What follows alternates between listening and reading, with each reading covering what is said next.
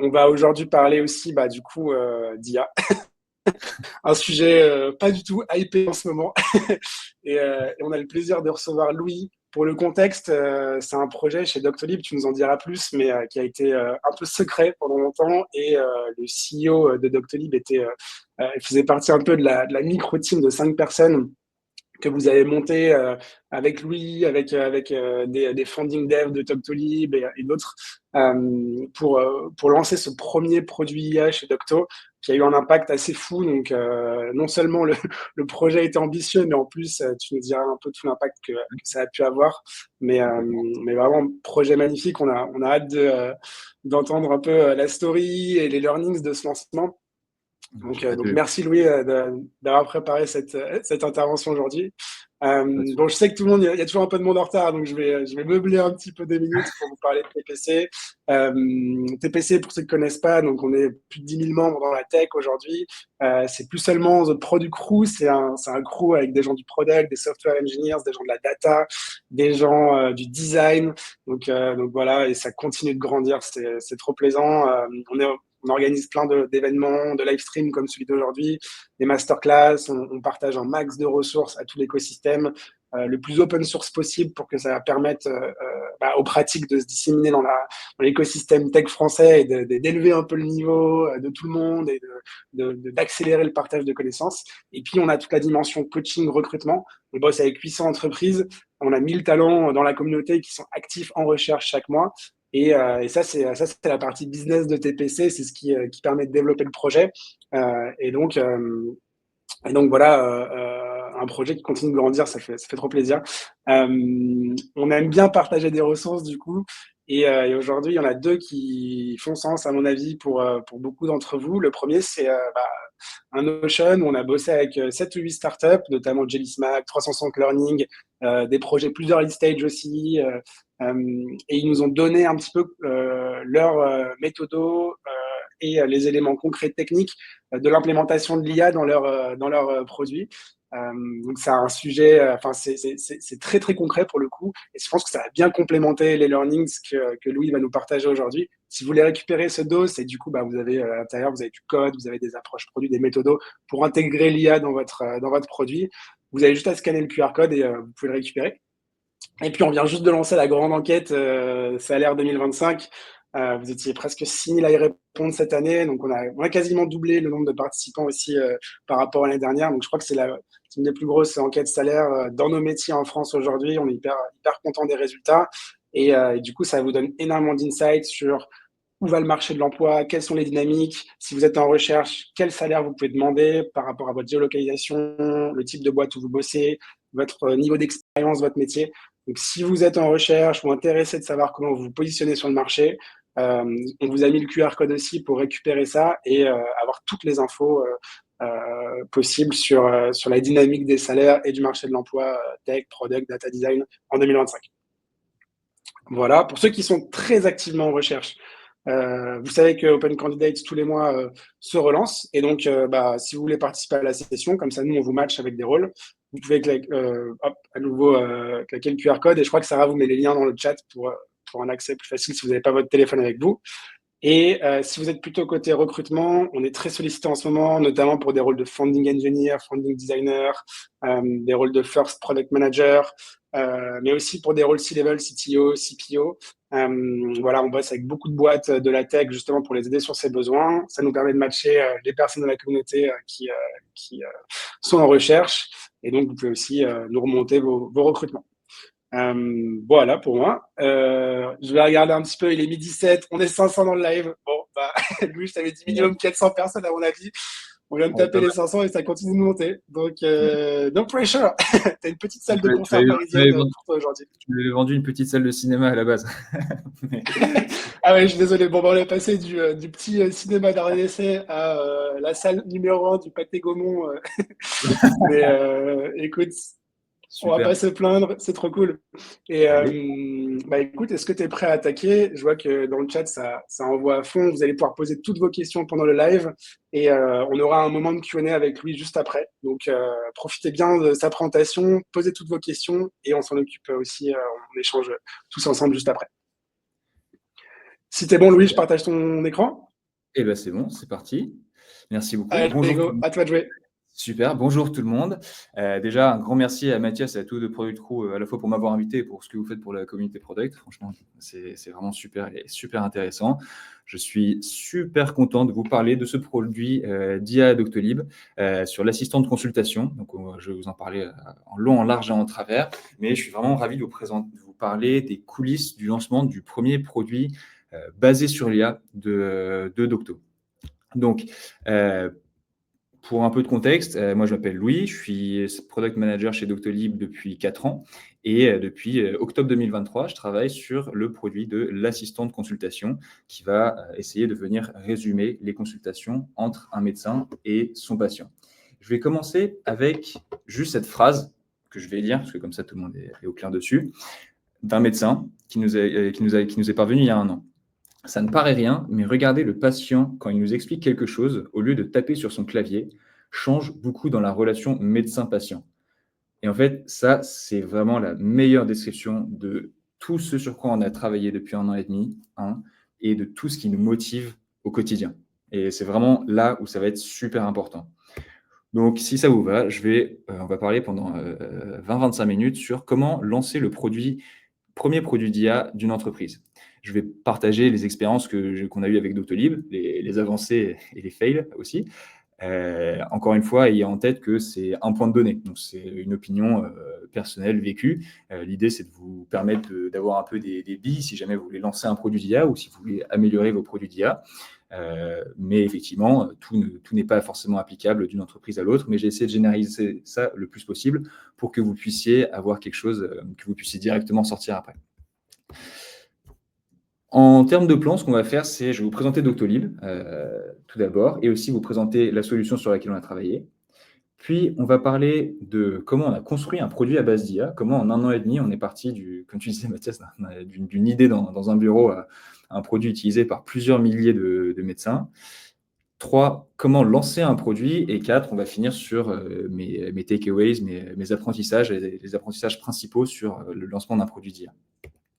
Donc tout d'abord, il faut savoir que Doctolib, c'est 410 000 soignants à travers l'Europe qui utilisent des solutions pas uniquement de prise de rendez-vous, mais aussi tout un panel de solutions qui vont des solutions de téléconsultation, par exemple, de logiciels cliniques, de logiciels financiers, pour résumer les solutions, l'ordinateur sur lequel tape le médecin quand il vous regarde et avec lequel il fait sa facturation. Voilà, on a tout un panel de solutions et plein de soignants qui travaillent avec nous à travers l'Europe et qui travaillent aussi avec leurs patients, puisqu'en fait, on a effectivement 80 millions de patients qui ont un compte chez nous au travers de l'Europe, dont 50 millions en France. Je pense que chacun et chacune d'entre vous ici a un compte Doctolib, et vous êtes 50 millions en France à avoir un compte Doctolib. Enfin, nous sommes 50 millions en France à avoir un compte Doctolib sur 65 millions de personnes, il me semble, donc c'est quand même énorme.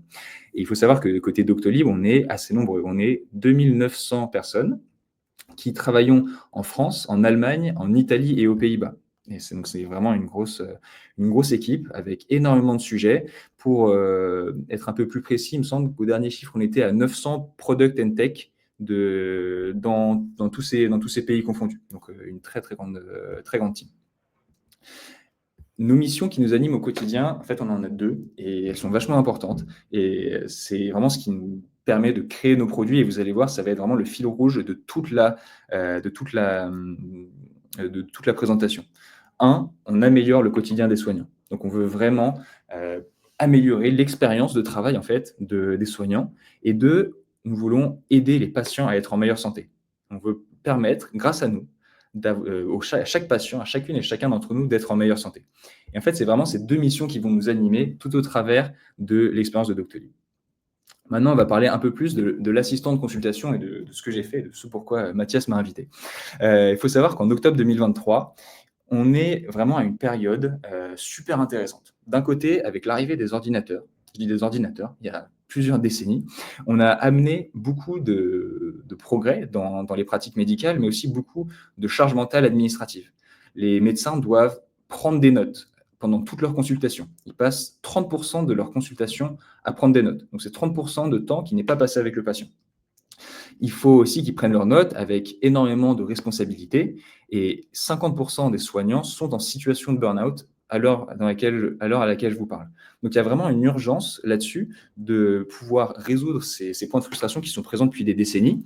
Et en fait, c'est en fin 2022 que une petite startup, je ne sais pas si vous connaissez OpenAI, a sorti ChatGPT et et a vraiment révolutionné complètement le marché, enfin, le marché et le secteur de l'intelligence artificielle, mettant à disposition plein de technologies nouvelles.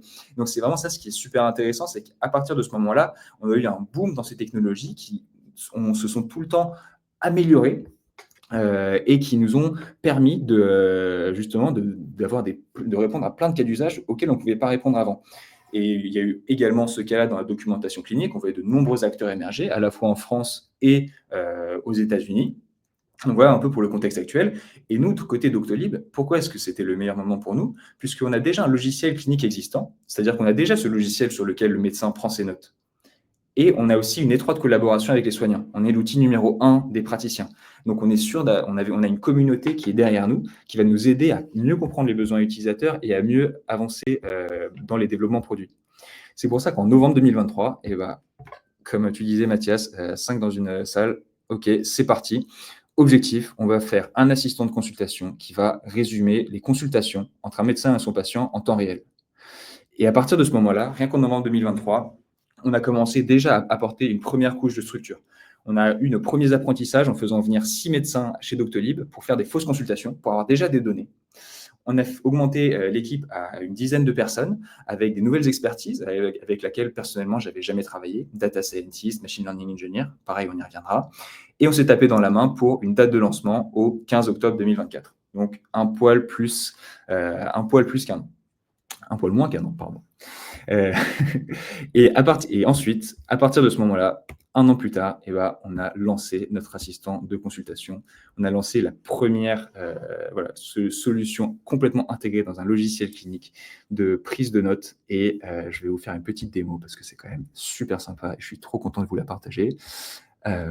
Hop, je change d'onglet, je vérifie juste que ça marche. Donc là, vous avez un petit aperçu un peu d'à quoi ressemble le dossier le dossier clinique. Donc là, si je suis en consultation, j'ai des antécédents, je peux rajouter des antécédents pour mon patient, je peux mettre des notes d'interrogatoire, d'examen, des données de biométrie, je peux aussi créer des courriers ou des ordonnances. Voilà, en fait, c'est là où travaille le médecin. Donc, on va faire une petite démo. Donc là, ça va être le moment un peu gênant où je vais mimer à la fois un patient et le médecin et vous allez tous m'écouter. Hop, c'est parti. Donc, bonjour docteur. Bonjour, qu'est-ce qui vous amène aujourd'hui? Je viens vous voir parce que je me suis fait mal au genou. Ah mince, comment ça s'est passé? J'étais en train de courir et après, je me suis emmêlé les pieds et je me suis pris un grand choc sur le genou. Ah d'accord, et vous avez mal depuis? Oui, j'ai très très mal. Vous regardez, là, il est très très gonflé le genou. Je dois mettre des béquilles, je ne sais pas ce qui se passe, j'arrive presque plus à plier le genou. Ok, alors est-ce que vous avez déjà eu des antécédents avec ce genou? Non, non, bon, je me suis fait quelques entorses, mais c'était plutôt à la cheville. Ok, et comment ça s'est. Que vous avez eu mal tout de suite ou c'est apparu après? Non, j'ai eu mal tout de suite et ça ne disparaît pas pendant l'effort. Ok. Est-ce que vous avez des antécédents dont vous souhaiteriez me parler, me mentionner? Oui, alors j'ai de l'asthme. J'ai aussi un diabète de type 2 OK. Et niveau mode de vie, est-ce que vous fumez, vous buvez? Je bois pas, mais je fume 3-4 cigarettes par jour. Ça marche. Donc, venez avec moi, je vais vous ausculter. Effectivement, on voit que votre genou est très, très gonflé le test de Blackman est négatif. Le grinding test, lui, aussi est négatif. En termes de données, vous êtes à 70 battements par minute et une tension artérielle à 12 et 8, donc une tension tout à fait normale. Bon, je pense que ça va être une entorse de genou. Je vais vous prescrire une échographie pour confirmer tout ça et je vais vous donner une attelle et des béquilles pour que vous puissiez vraiment reposer cette articulation. Ensuite, on va se revoir et je vais vous prescrire des séances de kiné. Entre-temps, appliquer de la glace pour faire diminuer l'œdème. OK? Ça marche. Merci docteur, merci patient, au revoir. Bam. Voilà pour cette petite fausse consultation. avec du coup l'assistant qui a été lancé entre-temps. Là, ce qu'il va faire, c'est qu'il va analyser la transcription et va fournir une synthèse générée par l'assistant, enfin, une synthèse générée automatiquement. Donc là, c'est un peu le moment où on se dit ça marche pas, ça marche, c'est parfait. Donc vous pouvez voir, alors, est-ce que vous voyez, vous voyez ou vous voulez un peu zoomer? Non, c'est bon? Ceux qui sont en full screen, normalement, ils doivent bien voir, je pense. Ouais. Mettez-vous en full Et screen. Charline qui dit que tu as une superbe capacité d'acting. C'est vrai que Merci, tu peux merci beaucoup. apply pour Merci les beaucoup. Oscars. Voilà, mais en même temps, celle-là, j'ai poncé. Je pense vraiment que ça fait une quinzaine de fois que je l'ai fait. Pas toujours les mêmes choses, du coup, j'essaie de varier de temps en temps. Donc, à toutes les personnes d'ailleurs du corps médical qui sont présentes, sûrement plein de choses sont fausses. Donc, je suis désolé d'avance. Donc là, En tout on cas, peut les voir gens disent qu'ils voient bien sur ton écran, c'est bon. super, nickel. Donc du coup là, je vais vous montrer. Donc là, je trouve ça génial. Donc en gros, là, il fournit une synthèse de la consultation. Là, par exemple, douleur au genou suite à une chute pendant la course. Donc je peux modifier, je peux dire genou droit parce que effectivement, j'ai jamais mentionné le genou dont il parlait. Avec les symptômes, douleur intense au genou après une chute pendant la course, gonflement du genou, difficulté à plier le genou. Les antécédents et modes de vie qui vont être automatiquement reconnus et structurés. Donc, on va en parler après, mais là, vous voyez, il a dit tabac fumeur parce que j'ai 3-4 paquets de cigarettes par jour et quand je vais le valider, il va dire que je consomme des cigarettes. Pour l'alcool, je ne consomme pas d'alcool. C'est aussi un antécédent avec l'asthme et le diabète qui sont codifiés de la bonne manière. Les données biométriques que j'ai reconnues qui sont codifiées et certaines données d'examen clinique, avec le test de Lachman et Granny test négatif, il me semble que c'est des choses qu'on fait pour les genoux, et vous voyez qu'il a bien reconnu, qu'il a bien été entraîné sur le vocabulaire médical, avec du coup la prescription d'une échographie pour confirmation du diagnostic, mise en place d'une attelle, application de glace. Et donc là, quand je vais valider, en fait, là c'est un peu le wow effect, c'est on voit les antécédents qui apparaissent à gauche, avec du coup, par exemple là, tabac, oui, cigarette. On voit aussi que tous les champs ont été remplis, dans symptômes, examen, évaluation, prise en charge. Et aussi, alors ce qu'on peut faire, donc ça c'est encore une feature sur laquelle on est en train de travailler, mais on va pouvoir aussi générer un premier compte-rendu de consultation sur la consultation globale. Voilà, donc en conclusion, là, l'idée c'est juste on reformule un peu les choses pour l'instant. Donc voilà un peu à quoi ressemble cet assistant de consultation à date et sur lequel on va pouvoir faire plein de choses qui vont être super intéressantes et sur lesquelles on a beaucoup travaillé. Donc Mathias, tu disais que c'était un peu en secret. C'était pas en secret. On a eu beaucoup d'utilisateurs dès le début, mais du coup c'est très bien. Ça fait une super transition, donc je te remercie. Donc non, pardon. Hop, là c'est la vidéo en cas de fail, mais du coup tout s'est bien passé. Et depuis, donc en 6 mois, on a bientôt on est bientôt à 2 millions de consultations assistées par intelligence artificielle. Donc c'est vraiment génial. C'est-à-dire, je ne vais pas vous donner tous les chiffres pour pas vous embêter, mais vraiment là, avec ça, on a vraiment 2 millions d'utilisations, avec des médecins qui nous disent merci. Il y en a certains qui voulaient partir en retraite, mais finalement ils se sont remis au travail parce qu'ils devaient voir des patients et que ça leur simplifiait vraiment la tâche. Certains médecins nous remercient aussi parce que du coup, ils ont moins de douleur au niveau du dos, parce que du coup, ils regardent vraiment le patient. On a même réussi à redéfinir certains types de consultations où certains médecins, en fait, du coup, mettent leur ordinateur complètement à côté et se mettent sur une chaise devant le patient. Mais certains patients ont même dit, je vous jure que c'est vrai, docteur, je vois enfin la couleur de vos yeux. Donc, il y a vraiment cet impact-là qui est génial et qu'on a vraiment, voilà, et sur lequel on a beaucoup travaillé en amont. Donc, c'est la deuxième partie de la présentation. Comment construire un produit à base d'IA. Donc, déjà, l'idée, c'est évidemment, tout n'est pas rose. On n'a pas commencé en ayant un super produit. Voilà, là, je vous ai fait un peu une petite compile des fails qu'on a eu. Innover, c'est sympa pour la Startup Nation, peut-être moins dans une consultation. Présence de céréales dans l'oreille, pas sûr que ce soit vraiment vrai. Activité port de valise, je ne sais pas si on peut reconnaître ça comme discipline olympique. Et maladie de l'ananas en août dernier, qui n'existe pas vraiment, on ne va pas se le cacher. Et donc, comment éviter tout ça? La première chose, et je suis désolé pour celles et ceux qui voulaient un enseignement spécifique IA, c'est le meilleur enseignement product mais classique, c'est rester au plus proche des utilisateurs. En fait, on est vraiment resté avec les utilisateurs pour comprendre, avoir une définition claire de l'objectif. Parce que l'IA, c'est pas magique. C'est peut-être une baguette magique, mais c'est pas magique. Si vous demandez quelque chose à l'IA va vous répondre. Mais en fait, il faut savoir quoi demander.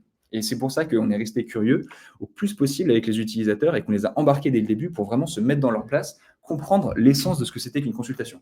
À titre personnel, par exemple, j'ai lu des manuels de psychiatrie, par exemple, pour comprendre ce que c'était que la prise de notes en psychiatrie. C'est-à-dire qu'on est vraiment arrivé à ce point-là pour se mettre avec les utilisateurs. Et ça a été le travail de toute une équipe. Et j'avais compté pour un autre événement qu'on a passé plus de 100 jours hommes avec des médecins. C'est-à-dire qu'il y a au moins 100 jours où où un Doctolibeur passait tout son temps avec des médecins sur l'assistant de consultation. Donc ça, c'est vraiment super important et c'est vraiment je pense, l'enseignement qu'il faut que vous gardiez, puisque le plus vous comprenez vos besoins utilisateurs, le plus vous allez donner, le plus vous allez viser juste. Et en fait, construire un produit d'IA, ça ressemble pas mal aux montagnes russes. Donc ça, c'est un peu un graphique qui est classique, qui s'appelle le graphique de Dunning-Kruger. Et vous voyez que en fait, c'est toujours la même chose, c'est-à-dire que vous commencez un projet, vous connectez les briques, vous dites « Ah, mais trop bien, je génère une synthèse ». Même des médecins vous disent « C'est génial ». Puis après, ils viennent vous voir en disant bon, « C'est marrant votre truc, mais en fait, ça n'est pas très utile ».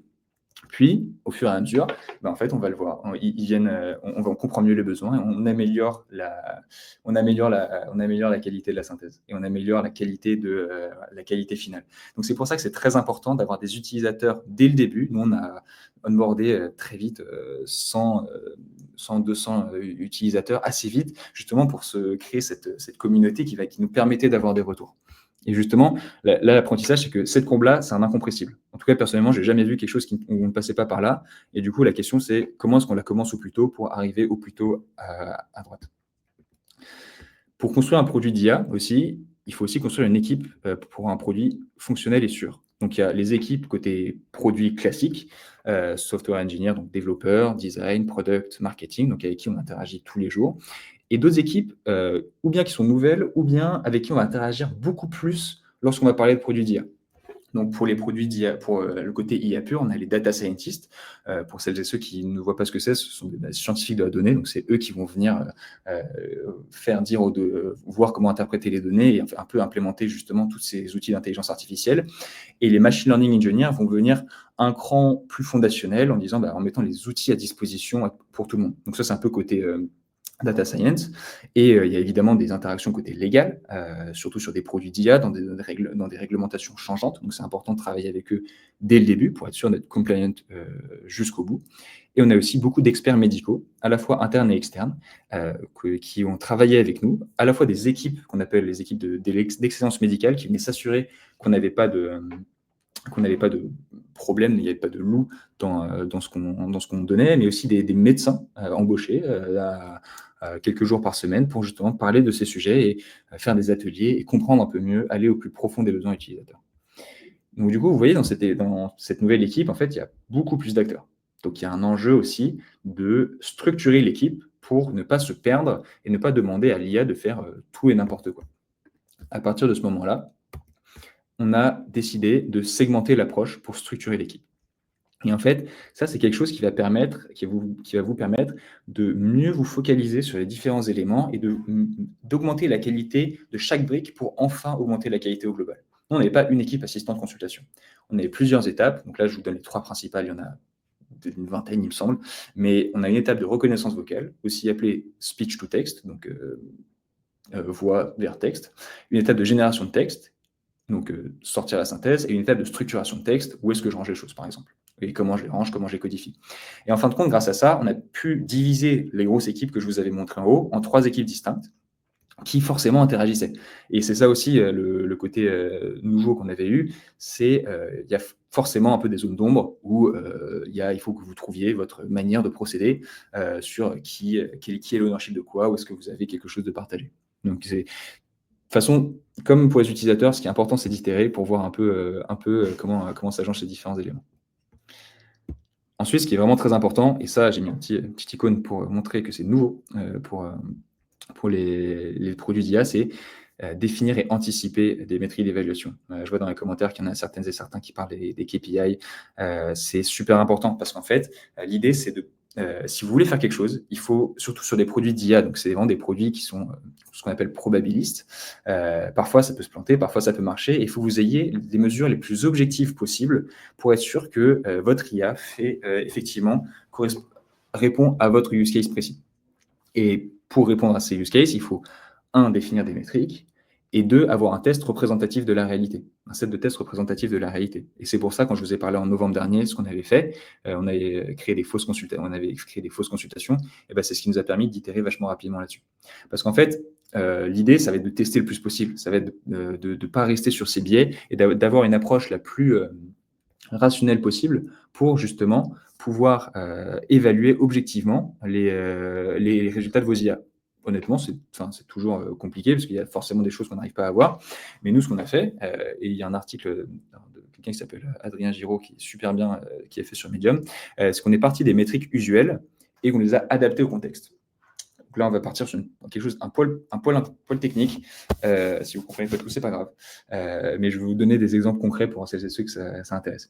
Pour tout ce qui est speech to text, par exemple, les métriques usuelles, c'est calculer ce qu'on appelle le word error rate. Donc, c'est le nombre de mots. Quand je dicte quelque chose, c'est le nombre de mots qui sont mal reconnus. Donc ça, c'est super intéressant, c'est une métrique qui est très usuelle, mais nous, dans notre cas d'usage, on l'a adapté pour définir les medical term error rate. Donc c'est le taux d'erreur sur les termes médicaux. Donc on ne l'a pas inventé, on a regardé un peu plus dans la littérature, mais voilà, donc c'est plus adapté à notre cas d'usage. Pour la génération de texte, il y a un peu deux groupes de métriques. Donc il y a tout ce qui est précision et rappel. Donc la précision, donc il faut s'imaginer qu'on a une consultation cible, donc la consultation des fausses consultations. Les médecins ont dit, moi c'est ça ce que je vais voir apparaître, et une consultation générée. La précision, c'est dans les consultations générées, tout ce qui est dit est vrai. Autrement dit, j'hallucine pas. Le rappel, c'est parmi la consultation finale, la consultation idéale, donc j'ai plusieurs bullet points, tous ces bullet points figurent dans la consultation qui a été générée. Donc, ça vient montrer que j'ai bien récupéré tout ce qu'il fallait mettre et que j'ai bien donné tous les éléments qu'il faut faire.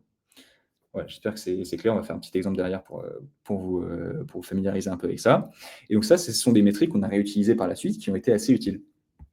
Par contre, on a d'autres métriques qui s'appellent donc des métriques bleues et rouges qui, pour le coup, comparent vraiment les mots mot à mot et lettre à lettre. Et on s'est aperçu qu'en fait, dans notre cas d'usage, ce n'était pas très utile.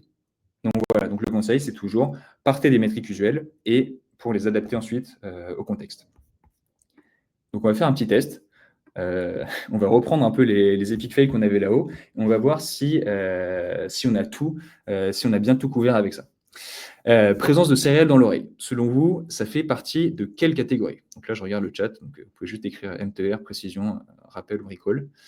Et comme ça, on va en discuter ensemble. Donc, est-ce que... on va voir s'il y a des joueurs là dans le... Ouais, qui a suivi. Ouais, c'est ça. Hop. MTR pour mettre ça commence à répondre. C'est pas mal. Recall. Okay, on va attendre, je sais pas, une trentaine de secondes. Recall, précision. OK, donc on a tout le monde qui a...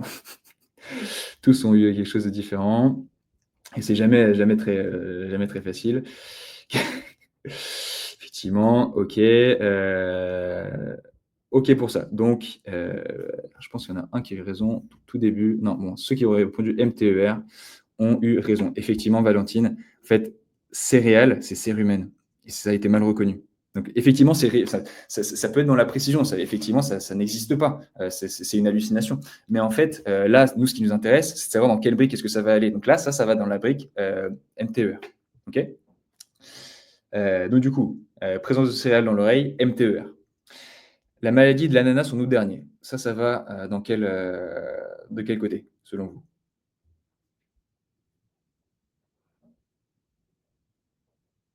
MTER, après, il faut regarder un peu comment... Oui, alors, Sophie, en fait, c'est un médecin qui nous avait dit justement en céréales, c'était cérumen. D'où l'importance d'être avec les utilisateurs. OK. Personne n'est d'accord. Et en fait, c'est ça. Il y a beaucoup de. Voilà. L'idée, c'est de réussir à tout objectiver. Donc, on va pas parler du dernier, mais la maladie de l'ananas en août dernier, a priori, c'est une hallucination. On ne sait pas ce que c'est la maladie de l'ananas, ça n'existe pas. Et donc, du coup, ça n'a pas vraiment existé. Voilà. Bon, c'était le petit atelier. Maintenant, on va revenir sur des trucs un peu plus généraux. J'espère que vous avez apprécié. De toute façon, on va bientôt passer aux questions. Mais du coup, un autre enjeu très important quand on construit un produit d'IA, c'est bâtir une UX pour apprendre à l'usage. En fait, ce qui est important, c'est qu'il faut bâtir une UX qui va vous permettre de mesurer les feedbacks utilisateurs, à la fois des feedbacks explicites, donc nous on donne un nombre d'étoiles et il nous donne un commentaire qu'on a derrière, et à la fois implicites. Parce qu'en fait, si jamais vous vous basez que sur le feedback explicite, vous n'allez jamais réussir à faire des tests ou à déceler des tendances. Et justement, nous, ce qu'on a fait là, c'est qu'on permet justement on a une approche ligne à ligne, on peut éditer certains éléments, on peut les supprimer. Donc en fait, ça va nous permettre de venir surveiller des statistiques d'usage pour pouvoir avoir plus d'éléments qui vont nous permettre d'avoir des données pour tester nos différentes approches. Ce que je vous avais dit tout à l'heure, ce qui est important, c'est d'itérer. Et donc, du coup, par exemple, on pratique beaucoup d'A/B tests là-dessus pour comprendre un peu qu'est-ce qui marche bien, qu'est-ce qui ne marche pas, en ayant effectivement toujours des métriques à suivre. Mais il faut vraiment faire attention à ne pas dégrader l'expérience utilisateur pour ça. Sinon, vous allez juste diminuer votre usage et vous ne saurez pas pourquoi. Et ce ne sera pas une question d'IA, ce sera juste parce que ce sera mal fait. Donc d'ailleurs, kudos à l'équipe de design de Doctolib pour tout ça, parce que c'était vraiment une UX qui correspond parfaitement à notre cas d'usage.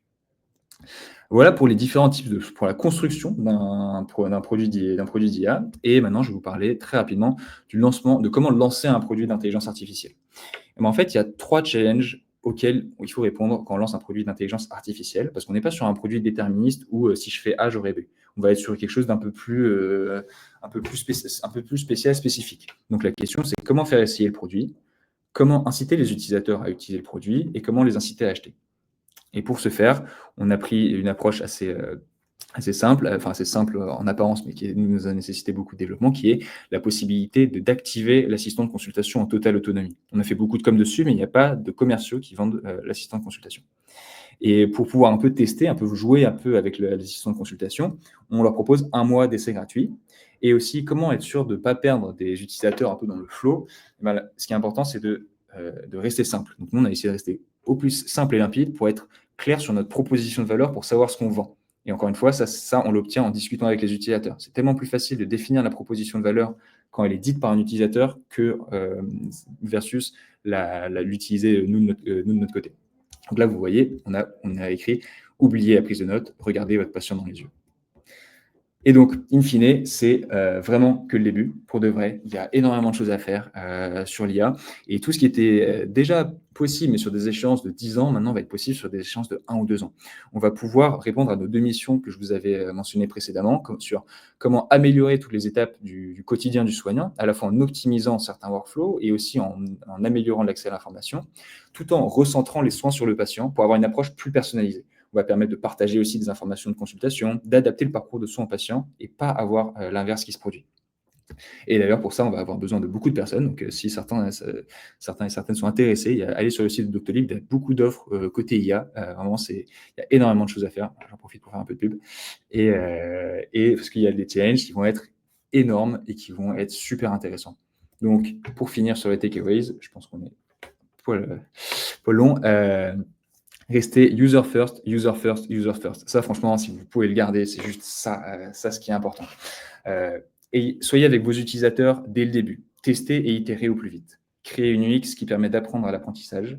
Anticipez vos métriques d'évaluation avec un set de tests complètement adapté aux besoins. Créez une architecture adaptée aux futures innovations, aux changements de modèle. Et mon petit bonus à moi, j'en ai pas du tout parlé là, mais très chaud pour en parler par la suite, c'est utiliser des outils d'IA en interne pour booster vos capacités et augmenter votre productivité. Voilà, merci beaucoup de m'avoir écouté. Je m'ai fait en chrono 27 minutes. Merci d'être resté là-dedans. Parfaitement en ligne avec ton temps estimé, je crois. Tu m'avais dit, je vais faire 27 minutes. Ouais, Juste voilà. avant qu'on commence, tu me dis, je vais faire 27 minutes, tu regardes son chrono 27 minutes. Parfait, merci pour la collectivité aussi. C'est précis comme une horloge suisse.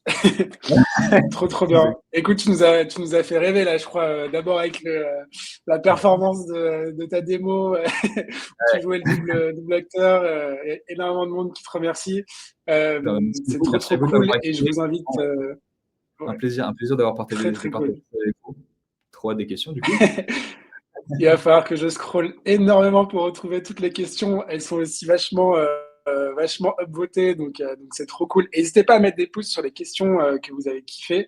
Ça va un peu nous aider à orienter un peu le backlog de questions qu'on va essayer de traiter. On va en prendre le plus possible et puis on vous laissera ensuite connecter directement avec lui pour échanger. Mais peut-être l'une des premières choses, il y a pas mal de questions qui tournaient autour évidemment de la confidentialité des données. Je pense que c'est une question que tu as beaucoup eue. La première inquiétude qu'on voit dans les questions, c'est OK, bah, comment est-ce que, vous assurez la sécurité des données? Et aussi, bah, est-ce que, bah, typiquement les patients doivent opt-in pour être enregistrés? Ou alors, comment est-ce que vous avez géré tout le sujet de la confidentialité de la donnée qui est Alors, particulièrement, importante dans la évi- santé? évidemment, un point super important je suis content que tu me poses cette question. Donc, comment on gère la confidentialité des données? Déjà, ce qu'il faut savoir, c'est que nous, ce qu'on fait, c'est que la synthèse, à la fin, elle n'est affichée que sur l'écran de l'ordinateur. Donc, on fonctionne en ce qu'on appelle en inférence seule, c'est-à-dire qu'il n'y a aucune donnée supplémentaire qui est stockée où que ce soit. Et si le PRAT n'a pas validé sa synthèse, en fait, elle va disparaître et fini. Donc, en fait, on vient rajouter une manière de saisir de l'information. Et donc, on a tous les contrats avec tous nos providers où vraiment il n'y a aucun stockage de données. Premier point. Deuxième point, on fait aussi une pseudonymisation de ce qu'on envoie, c'est-à-dire que les données ne sont pas directement identifiables par la suite. Donc, comme ça, aucun risque de leak. Et ce qui permet justement du coup, de fonctionner vraiment en inférence seule avec le praticien qui est le seul à voir ces informations. Donc ça, c'est pour la partie sécurité des données. Pour la partie patient, il y a une nécessité d'informer le patient qu'il y a un enregistrement. Donc attention, c'est une information. Donc ce n'est pas forcément un consentement, parce qu'il n'y a pas de partage de données à proprement parler. Euh, et ça, c'est ce qu'on fait. Donc, on briefe les utilisateurs, on leur donne notamment une petite fiche qu'ils peuvent afficher en salle d'attente, ils peuvent en parler en consultation. Enfin, on leur laisse la main, mais on leur explique. Donc, vraiment pas de risque là-dessus. En fait, c'est une manière de prendre de l'information comme une autre, en fin de compte. Hyper cool. J'espère que ça répond à vos questions. C'est top, très clair. Il y a une question un peu adjacente, du coup. Je ne sais pas à quel point tu pourrais nous donner du détail là-dessus. C'est sur la stack technique, du coup. Qu'est-ce qu'il y a Ouais. comme LLM derrière? Qu'est-ce que vous avez même comme stack tech au global? Est-ce que vous êtes parti, je sais pas, sur du Python? Est-ce qu'il a fallu aller chercher des éléments de stack un peu folkloriques pour répondre à vos besoins? Ou au contraire, c'était assez Non, standard? non, Est-ce que vous pour le, utilisez pour le coup, des modèles de langage, grand pour le coup, langage ou c'était assez. plutôt open source? Pour le coup, c'était assez standard dans l'approche. On n'avait rien de groundbreaking. C'est plus dans ce qu'on a fait des technologies ensuite qu'on a vraiment apporté de la valeur. Sur les modèles, moi, je t'ai présenté ça. Il y a déjà 3 briques. En fait, on a 20 briques. Donc, en fait, on utilise plein de modèles différents et on regarde plein de modèles différents, en fait. Et justement, c'est ça ce qui est super important, c'est qu'il faut pouvoir switcher d'un modèle à l'autre. En plus, là, quand on voit les améliorations, on a toutes les semaines, quoi. Donc, il faut vraiment pouvoir, avoir cette curiosité personnelle là-dessus et deux, pouvoir changer les choses. Donc, je ne pourrais pas vous dire on utilise tel modèle parce qu'en fait, on en utilise plein de différents sur plein d'étapes différentes. Et justement, c'est ça l'intérêt, c'est plus vous structurez vos étapes, le plus vous trouverez le modèle qui sera adapté. Ouais, top. Il y a maintenant pas mal de questions côté. Je pense que ça vient de designers et des user researchers qui sont dans peut-être aussi des PM d'ailleurs. C'est quelle a été votre stratégie, tu vois, bah, justement pour onboarder d'abord des médecins, les convaincre de venir dans vos bureaux, générer des fausses consultations, et puis ensuite trouver des users même pour tester le produit, avoir du feedback. Et est-ce que tu peux nous parler un peu de la chronologie et de la stratégie à chaque étape pour avoir Vraiment, du bon user feedback? bien sûr. Donc, d'abord, ce que j'ai dit avant, c'est qu'on a une grosse communauté de médecins derrière nous. Donc, en fait, tu vas avoir des gens, tu leur proposes de parler d'IA, ils sont super chauds. Et moi, il y a un médecin qui est un peu notre médecin qu'on a eu de notre premier user. Quand je l'ai appelé, il ne savait pas ce que c'était que ChatGPT. Et maintenant, c'est un fan et un pro. Donc, du coup, pour répondre dans l'ordre à tes questions, quand on a fait venir les médecins, franchement, c'est très facile. Tu dis à un médecin, est-ce que vous voulez venir? Il dit, ah, vas-y, c'est trop chaud, trop marrant. Il se prête vachement à l'exercice. Premier point. Sur le recrutement de bêta-testeurs, on a essayé de recruter très vite 100-200 bêta-testeurs. D'ailleurs, il me semble que c'est Charlotte qui l'avait fait, j'ai vu passer ton nom dans les commentaires, donc kudos à Charlotte. Donc du coup, justement, cette équipe, l'idée c'est d'onboarder. Donc on a quand même eu un travail assez manuel d'onboarding au début, justement pour expliquer la valeur. Et là, je vous montre un truc, ça marche bien, c'est rapide, c'est cool. Mais à l'époque, vraiment, c'était pas non plus super évident. Donc il fallait convaincre les utilisateurs et bien les motiver. Donc c'était un peu un travail quotidien. Tu parlais un peu des différents postes. En fait, c'est un travail quotidien de tout le monde de contacter les utilisateurs. Et justement, je pense que c'est ça ce qui a vraiment fait marcher les choses, c'est que indépendant, enfin, quel que soit le scope, chacun contacte des utilisateurs pour comprendre ce qu'il a lu, que ce soit le data scientist, les designers, les développeurs, vraiment tout le monde. Et du coup, justement, alors, du coup, petit tip, c'est en fait grâce à la fonctionnalité de Google Agenda de pouvoir prendre un rendez-vous. En fait, c'est devenu super facile de faire une user research parce que tu envoies un message à 100 prates, tu dis OK, est-ce que vous voulez discuter avec moi? Voilà le lien, tu fais le lien, tu as ton agenda qui est booké pour la semaine, puis tu demandes à une IA de tout résumer et en fait, tu as fini, ton job, quoi. C'est presque de la stratégie de marketing slash d'acquisition. Parce qu'aujourd'hui, on a tous ces outils-là, effectivement, une stack. Il n'y a pas besoin d'une stack très complexe. Il faut juste bon targeting sur les personnes avec qui tu veux échanger, le bon message, la bonne proposition de valeur, être clair sur ce que tu leur demandes et aller viser quand même large. C'est-à-dire que si tu envoies 2 messages, tu n'es pas sûr d'avoir des rendez-vous. Il faut Voilà. vraiment aller C'est taper un peu plus la loi large. exactement, c'est la loi des grands nombres, effectivement. Donc, des prates, c'est des praticiens, des professionnels de santé. Trop bien. Il y a Charline Leblanc, je ne sais pas si c'est elle que tu as, je crois que tu parlais de Charline juste avant, je ne sais pas si c'est elle qui, Je elle parle de disait dans Charlotte. une précédente, ah, Charlotte, pardon, excuse-moi, j'ai mal entendu. Lors d'une précédente conférence sur la construction de produits IA, un concept intéressant a été évoqué, le fake it with GenAI until you make it. L'idée étant d'utiliser des outils existants pour valider rapidement la valeur d'une proposition avant d'identifier et de développer en interne les briques à forte valeur. Est-ce que c'est une stratégie que vous avez considérée ou même adoptée chez Doctolib au début du coup du Alors, lancement de attends, produit? je suis pas sûr de comprendre. Donc, c'est le fake it till you make it, c'est tu fais, en gros, tu pars d'un postulat où tu dis, OK, on va faire une super synthèse qui va vous faire gagner un max de temps, et en fin de compte, tu bricoles un peu des trucs derrière, c'est ça? Ouais, j'ai l'impression que c'est un peu l'approche MVP, voire même POC. Mais Ouais, c'est vrai bien que c'est sûr. un peu plus touchy dans la santé.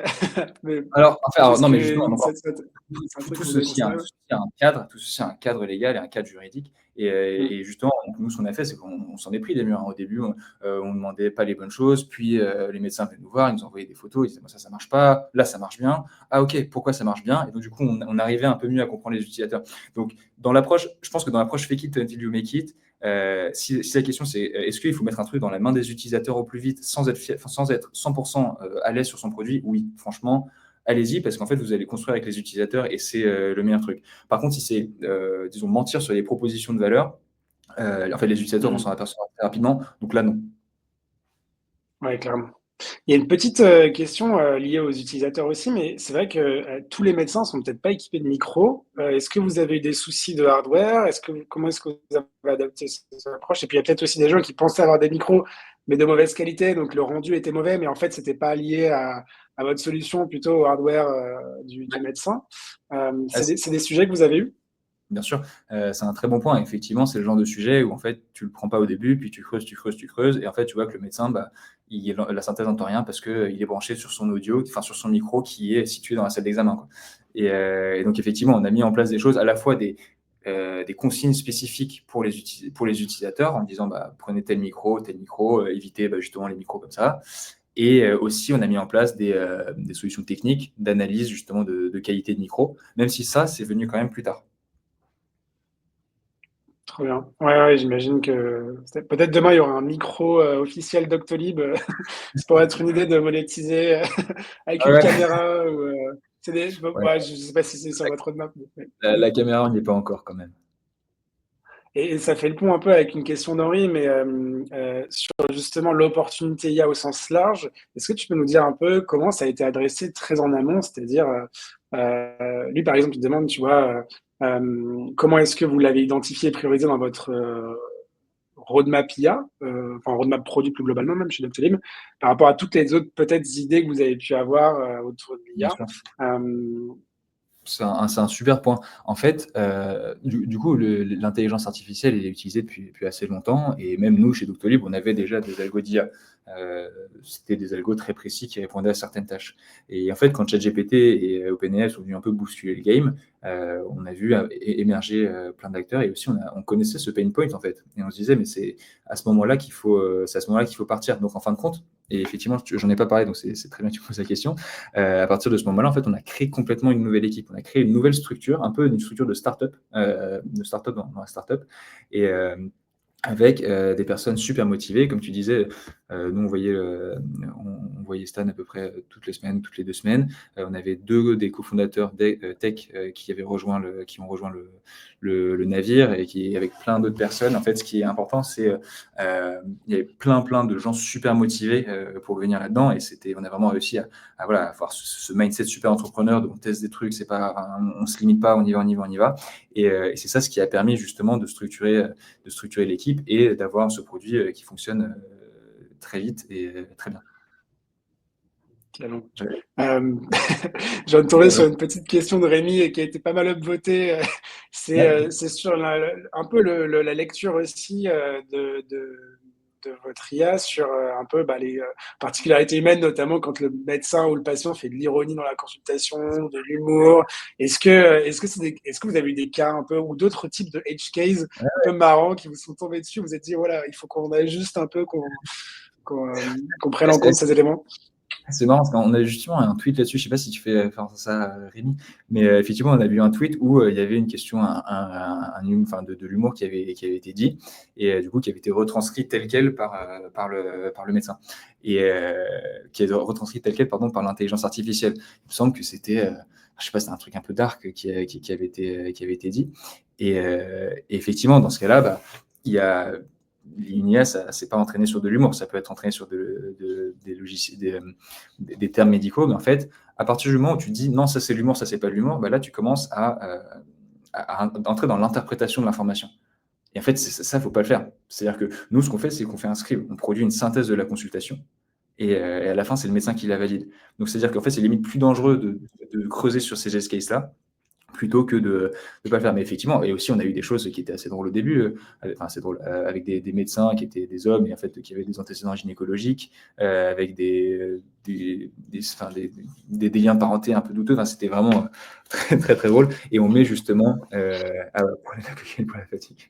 Et on met justement on fait très attention à ça. Et c'est pour ça qu'on a une équipe d'experts en interne qui vient valider à chaque fois qu'on sort une nouvelle version, qui vient valider justement dans ces use cases un peu précis, qui nous permet de voir un peu quelles sont les limites. Et parfois, on a des surprises et souvent, ça se passe bien.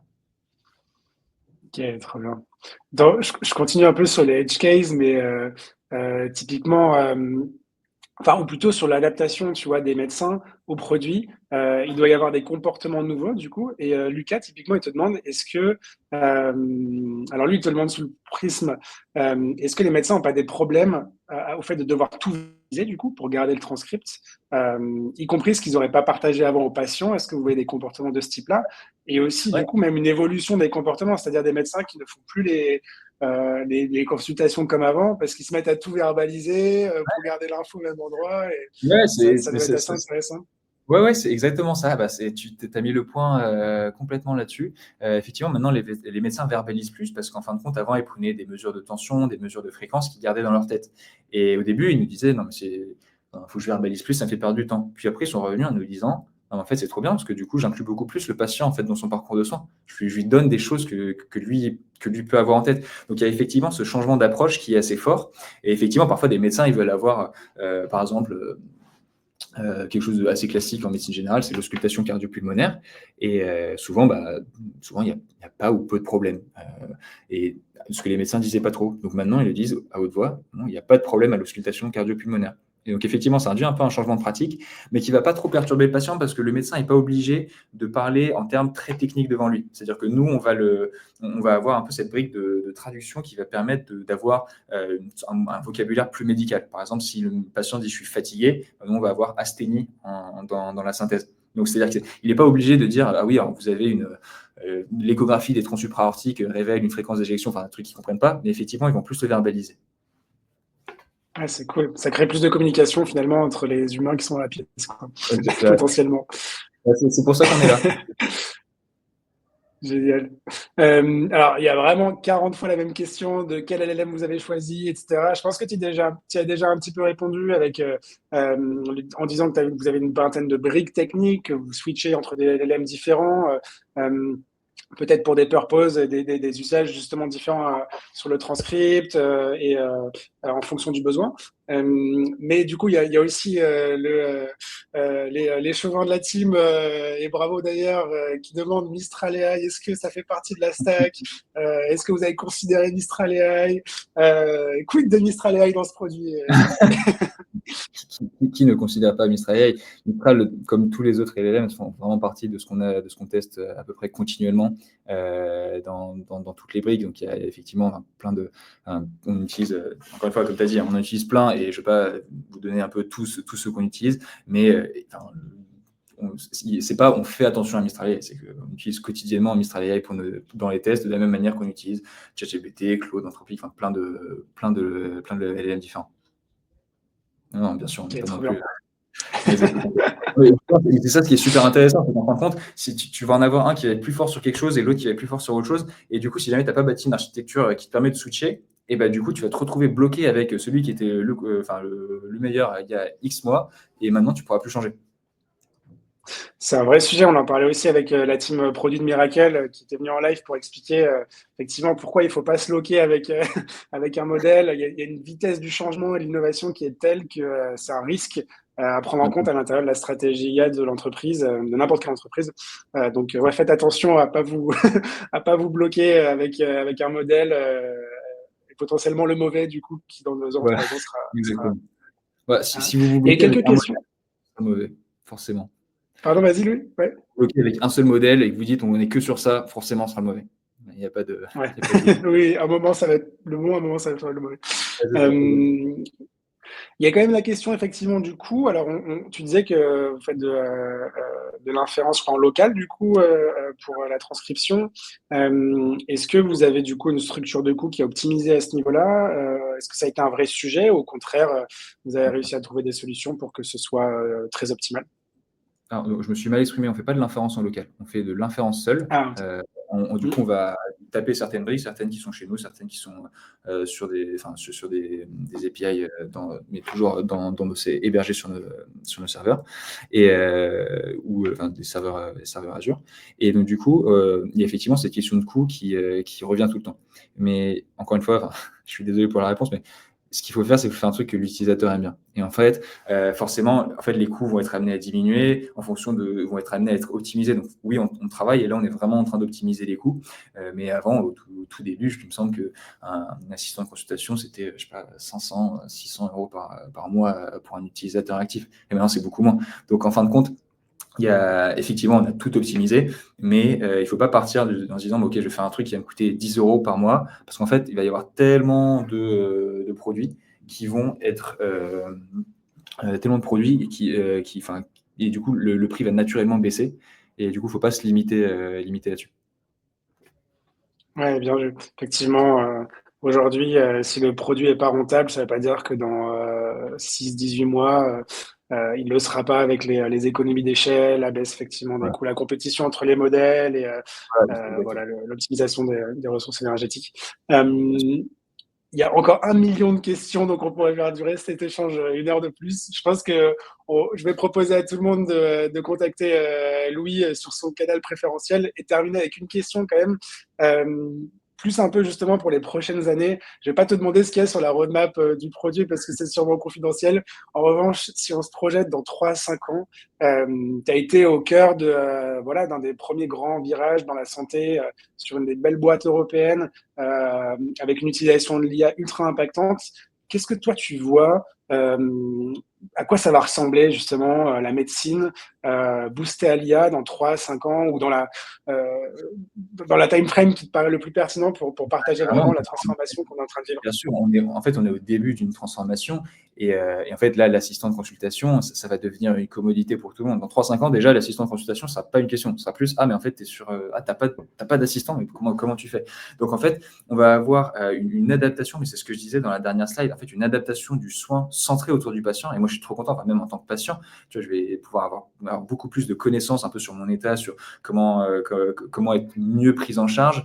Je vais aussi permettre aux médecins de mieux de pouvoir littéralement tout gérer par intelligence artificielle pour se concentrer sur le patient. Donc, du coup, c'est ça ma vision. Ma vision, c'est vraiment, en fait, c'est tu retrouves tu retrouves pendant la consultation l'expérience que tu avais en 1930, qui est tu vas voir un médecin, tu lui parles dans les yeux, et ensuite on te dit bon bah ok, bah voilà, il y a l'ordonnance, et tu vas juste à ta pharmacie, tu présentes ta carte vitale, on dit bon bah ok, bah tiens, voilà tes traitements. Tu as une petite question sur, je sais pas, sur je sais pas, ton angine ou quelque chose. Et donc, en fonction, si jamais il faut un retour utilisateur, un retour d'un médecin, on dit OK, bah, on prévient le médecin. On dit bon, bah, voilà les informations disponibles. Sinon, si jamais tu dis bon, est-ce que je peux venir, si je viens en voiture, c'est quoi le code du parking? Tu as un assistant qui te répond automatiquement. Vraiment, pour moi, justement, en fait, tu as tout cet élément-là où va vraiment dépasser le cas de ah bah c'est généré par IA, où tu vas plus te dire mais c'est génial, en fait, je peux faire plein de choses. Et il faudra faire bien attention sur comment un peu toutes ces briques interagissent entre elles. Mais pour moi, ça va venir vraiment solidifier la relation patient-médecin de ouf. Parce que justement, en fait, tu vas pouvoir voir quelqu'un qui va vraiment se concentrer uniquement sur toi. Et là, en fait, dans ce cadre-là, l'assistant de consultation, c'est une brique. C'est une mini-brique dans la pyramide qui va être construite. Et Doctolib aussi sur plein d'autres acteurs. Donc, ouais, franchement, ça va être vraiment très, très, très intéressant. Honnêtement, j'ai hâte et je pense qu'on va tous le voir. Il n'y a pas de question. Enfin, on va faire plein de choses pour le patient, plein de choses pour le médecin. Donc, c'est clairement sur notre vision. La santé, c'est ce qui va être le secteur qui va être le plus révolutionné par l'IA. Donc, de toute façon, c'est sûr qu'on va avoir des choses qui vont arriver. Fascinant. Écoute, Voilà. merci énormément. Je te donne rendez-vous dans 3 ans, du coup, pour faire le point. Et avec la même team, tout le monde dans l'audience, je pense que tu as des dizaines de personnes qui te remercient là dans le chat. Donc, c'était Merci hyper beaucoup. cool. Et Vous avez hâte de voir effectivement les prochaines innovations. Ah bah, complètement. Si vous avez des questions, n'hésitez pas. Je suis là sur LinkedIn avec mon nom, prénom, Classico. Donc, vous pouvez me contacter là-dessus. Ok. Merci tout le Donc, monde. pour te contacter, ouais, c'est LinkedIn. Ouais, on va préférer LinkedIn. Merci beaucoup. Ravi de Trop discuter bien. avec vous sur plein de choses. Merci Mathias pour le podcast. C'était super intéressant. Merci tout le monde pour votre enthousiasme. Et à la prochaine. Ouais, génial. Ça n'arrête pas dans le chat. Il y a des dizaines Ouais, et c'est des ça. dizaines de personnes qui disent sinon, merci, Merci à canon, vous. très agréable. Bah, merci à tous en tout cas. C'était vraiment très cool de vous avoir. On était presque 600 dans le live, donc folie totale. On vous enverra le replay évidemment à toutes les personnes qui se sont inscrites aujourd'hui. Et on vous dit à très bientôt pour un prochain live et à dans 3-5 ans, Louis, pour faire Exactement. le point Complètement. et voir ce qui est sorti chez Doctolib depuis. Exactement. Merci à Complètement. tous. Merci beaucoup. Ciao. À bientôt. Ciao.